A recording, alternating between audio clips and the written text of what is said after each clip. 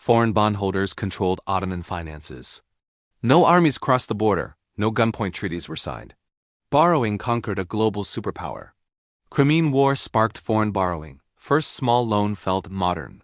Financial tap never closed again. Loans paid for palace luxury. Bond discounts raised interest rates. Compound debt grew very fast. By 1881, a private bureaucracy run by foreign bondholders employed more officials than the Ottoman Empire's own Ministry of Finance. 5,000 of them collected taxes that were then turned over directly to a boardroom filled with wealthy European creditors. No army crossed a border to make this happen anywhere within the empire's vast and historic sovereign territorial boundaries. No treaty was signed at gunpoint during this initial phase of what would become a massive economic takeover of power.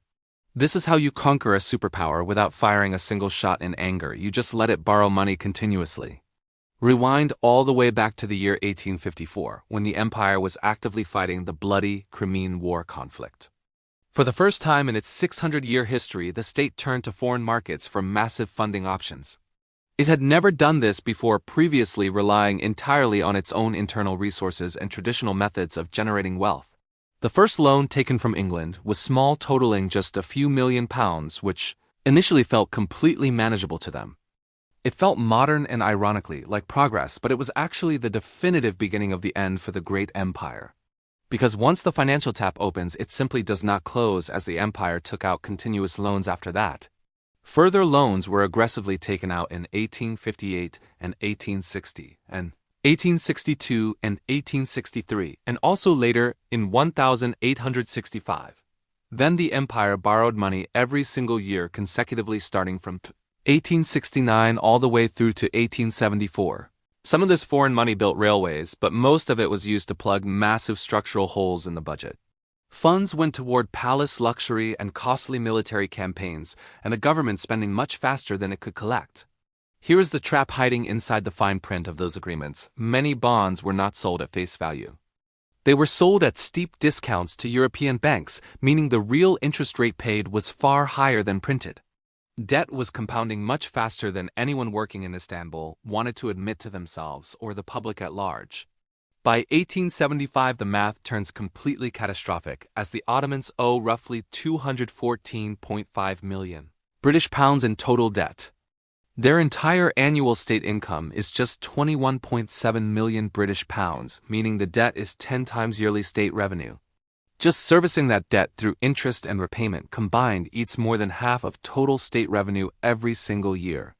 Then nature joins the ambush when a brutal drought hits Anatolia in 1873, devastating crops and starving the local population.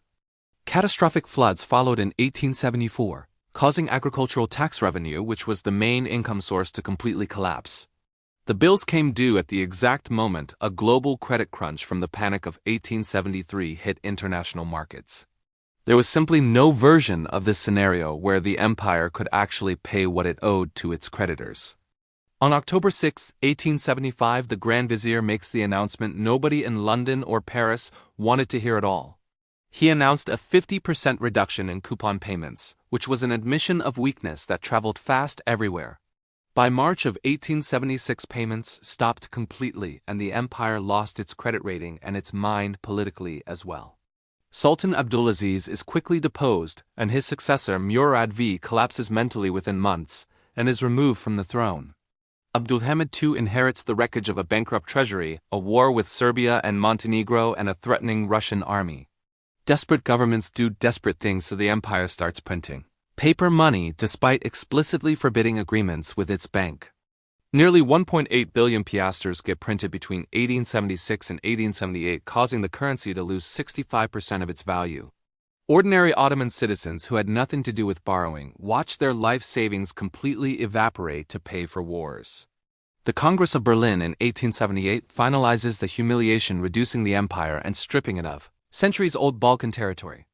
6 years of negotiation later, on December 20, 1881, the Ottomans signed the historic and economically devastating Decree of Muharrem. On paper, it looks like mercy, slashing total debt from £191 million down to £106 million as a write-down. But in exchange for that generosity, the empire signed away complete and total control of its own domestic sovereign economy. The decree creates the Ottoman Public Debt Administration, which the Sultan cannot fire, cannot overrule, and cannot ignore at all.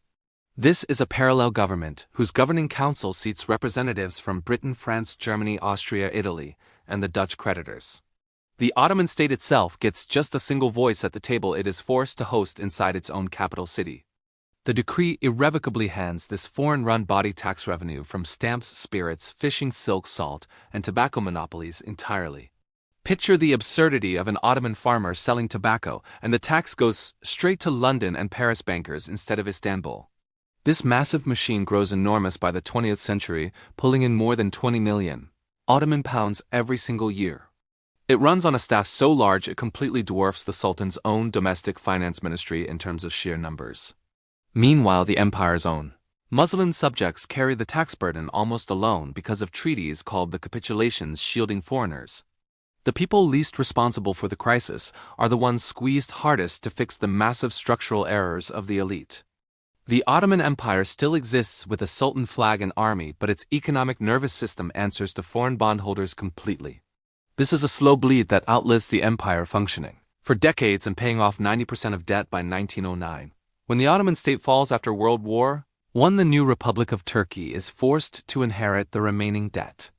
Turkey agrees at the 1925 Paris Conference to pay 62% of the pre-1912 debt, renegotiating again in 1933. The final payment on debt first taken out in 1854 does not clear until May 25, 1954, a full century later. No army did this, as a superpower that made Vienna tremble was hollowed out by compound interest and discounted bond agreements. Cannons destroy what is in front of them, but debt quietly takes everything and hands you the bill for your own funeral.